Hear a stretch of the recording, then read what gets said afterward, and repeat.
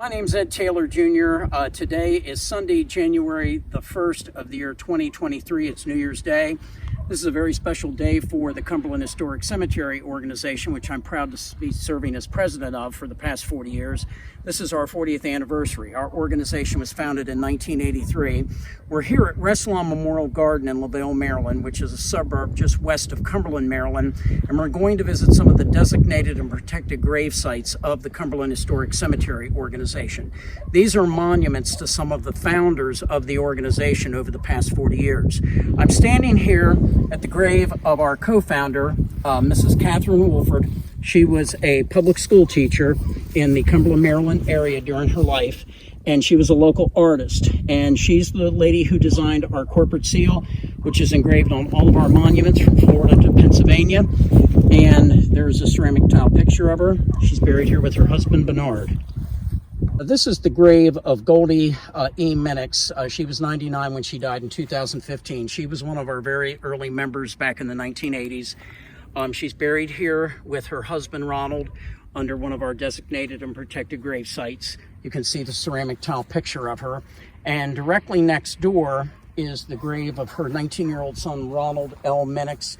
He was killed in an automobile accident, unfortunately, on her birthday on July 4th, 1958. This was one of the first graves in this cemetery. This is a modern-day memorial park. As I said, we're at Rest Lawn Memorial Cemetery in LaVale, Maryland on Cache Valley Road, just west of Cumberland. And originally, this bronze plaque was placed on concrete. It crumbled over the years, and Goldie had our organization mounted on a good piece of black granite that mentions our organization and our corporate seal. This is the grave of Edward and Thelma Miller Roberts. Thelma was our first deceased member back in February 1989. You can see on her plaque there's a prayer for the holy souls.